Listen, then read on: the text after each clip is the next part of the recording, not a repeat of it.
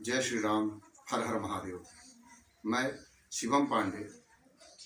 मित्रों, आज मैं जेसीओ भर्ती में हुए कुछ धांधली के विषय में चर्चा करने वाला हूँ। हुआ क्या है वो आप सब पहले जान लें। धर्मगुरु की भर्ती जब से प्रारंभ हुई है तब से आज तक हमेशा से ये रहा है कि उसमें शास्त्री ऑनर्स के विद्यार्थी, शास्त्री विथ आचार्य अर्थात स्नातक और परास्नातक के छात्र ही वहाँ लिए जा रहे हैं। इस बार कुछ अलग हुआ है। हुआ यह है कि भर्ती में पहले तो भर्ती पारित होती है।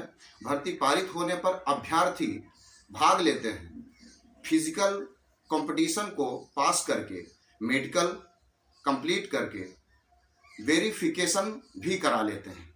उसके बाद भर्ती प्रमुख अथवा ये कह लीजिए कि भर्ती के नेतृत्वकर्ता जो निर्णायक हैं, वीएस चौहान करके कोई श्रीमान हैं, जिन्होंने एक नोटिस ये जारी किया।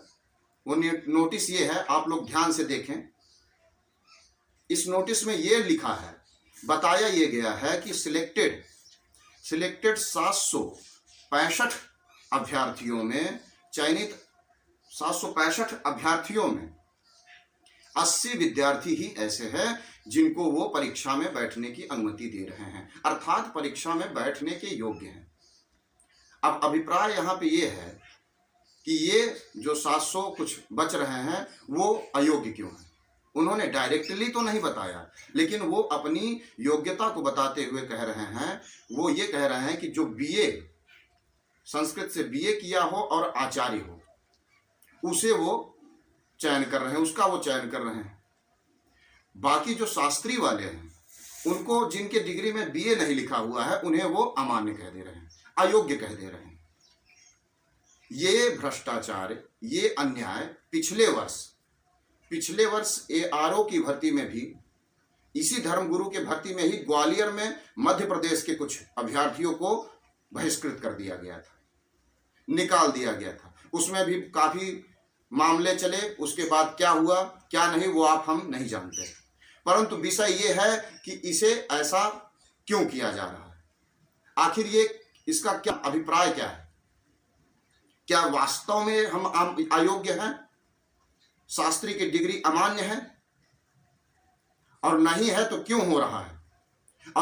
और अमान्य है तो भारत में चल रहे 15 से 16 यूनिवर्सिटियां जो शास्त्री की डिग्री देती हैं, वो क्या व्यर्थ है? यूनिवर्सिटियां ही नहीं, दसों हजार विद्यालय और महाविद्यालय है भारतवर्ष में जो शास्त्री की डिग्री प्रदान करते हैं। तो क्या वो व्यर्थ है? लाखों छात्र अयोग्य हैं? जवाब चाहिए। और यहां बात अयोग्यता और योग्यता की है तो वो मुझे प्रमाण देने की कोई आवश्यकता नहीं है। जो स्वयं से प्रमाणित है उसे प्रमाण देने की आवश्यकता नहीं है। फिर भी हम आप सबके संज्ञान के लिए और उन अधिकारियों के, निर्णायकों के संज्ञान के लिए हम बता देना चाहते हैं कि भारत का जो राजपत्र है, इस आप पेज में देख सकते हैं कि भारत का जो राजपत्र है उसमें हमें हमारे शास्त्री की डिग्री को प्रमाणित किया गया है। ध्यान से देखें। यही नहीं, इसके बाद यूजीसी, विश्वविद्यालय अनुदान आयोग, जो सभी को प्रमाणित करता है, सभी विषयों को, वो संस्था भी हमारे शास्त्री की डिग्री को ग्रेजुएशन और आचार्य की डिग्री को पोस्ट ग्रेजुएशन की दर्जा देती है। इसके उपरांत उत्तर प्रदेश शासन, लखनऊ भी हमें प्रदान करता है। वो आप इस नोटिस में देख सकते हैं। अब आप विचार करिए कि अयोग्य हम हैं कि वो हैं। इन सारे विषयों को जो नहीं जान रहा है और हमें अयोग्य ठहरा दे रहा है, इसमें अयोग्यता किसकी है? हमारी है कि आपकी? हमारी है अयोग्यता, शास्त्री डिग्री धारकों की अयोग्यता है, अथवा शास्त्री के विषय में ना जानने वालों लोगों की है अयोग्यता? विचार कीजिए इसमें।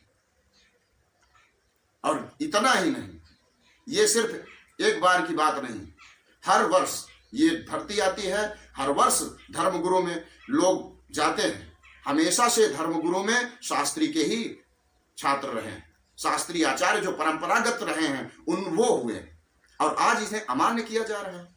इसका क्या अभिप्राय है? दूसरी बात, हम संस्कृत जगत के लोग इन विषयों पे कोई ध्यान नहीं दे रहे हैं। सबसे बड़ा अभिशाप है ये, जो ध्यान नहीं दे रहे हैं। उसका क्या मतलब? ऐसे ये मनमाना करेंगे। मजाल है कि किसी और विषयों में, किसी और विभाग में, किसी और डिपार्टमेंट में ऐसा किया जा सके, ऐसे अमान्यता घोषित कर दी जाए। है संभव? ऐसा हमारे ही क्षेत्र में, हमारे ही जगत में क्यों? कारण एक है, स्पष्ट है मित्रों। अगर आप लोग ध्यान से सुनेंगे तो यही कारण है, क्योंकि सेकुलर होने की जो एक परंपरा हमारे भारत में चल रही है, उस परंपरा का लेश मात्र भी, उस परंपरा का 1% भी हमारे डिपार्टमेंट में नहीं है। और मैं पूरे विश्वास के साथ कह सकता हूं कि ये चाल सेकुलर की है, सेकुलर लोगों की है, और औरों को नहीं। इतने प्रमाण देने का मेरा अभिप्राय यह है कि आप जानिए। आपका मतलब यह है कि संस्कृत जगत इन प्रमाणों को जाने और अपने योग्यता का और अपने योग्यता पे विश्वास करे। वो अयोग्य नहीं है, निर्णायक अयोग्य है। अयोग्य आप नहीं, अयोग्य निर्णायक हैं जो इन विषयों को नहीं जानते। और सभी संस्कृत जगत वालों से मेरा हाथ जोड़कर विनम्र निवेदन है, मित्रों, अगर आज हम शांत रहे तो इसके बाद फिर हमें बोलने का अधिकार नहीं मिलेगा। हम ही आप कहते हैं कि मौनम स्वीकार्य लक्षणम। किसी भी अन्याय को, किसी भी अपराध को, किसी भी गलत कार्य को यदि आप सह रहे हैं, मौन पूर्वक सह रहे हैं शांति से, तो इसका अभिप्राय यह है कि आप हैं वो, आपको वो अपराध, वो अलक्षण, वो आक्षेप आपको स्वीकार्य है। इसलिए अगर आज आप शांत रहे तो ये जो मिथ्या आक्षेप आप पर लगाया गया है वो सत्य हो जाएगा, और उसके पश्चात न आप, न हम, न कोई भी इसके खिलाफ कुछ नहीं कर सकते। अतः आप सभी से मेरा विनम्र निवेदन है कि आप लोग शीघ्रातिशीघ्र, और कोई नहीं, सिर्फ संस्कृत जगत के लोग शीघ्रातिशीघ्र इस विषय को संज्ञान में लें और इसके खिलाफ अपनी आवाज, अपनी प्रतिक्रिया को उन निर्णायकों के पास पहुंचाएं। बस मेरा यही अभिप्राय है। दूसरी बात यह भी है कि मैं केंद्र सरकार से और अपने उत्तर प्रदेश सरकार से समस्त संस्कृत जगत का प्रतिनिधित्व करते हुए बताना चाहता हूं और याचना करता हूं कि इस विषय में शीघ्रातिशीघ्र विचार किया जाए और इसका जो निर्णय हो वो हमारे पक्ष में हो। और सिर्फ निर्णय पक्ष में होने से नहीं बनेगा कार्य, ऐसे निर्णायकों के खिलाफ भी कार्रवाई होनी चाहिए, क्योंकि इसमें अगर अयोग्यता की बात है तो हमारी नहीं, उनकी है। अयोग्य वो है, मैं नहीं। इसलिए वो नहीं जानकारी, उनकी जानकारी कम है तो वो गलती उनकी है, और उनकी गलती का खामियाजा वो भुगतेंगे, हम नहीं।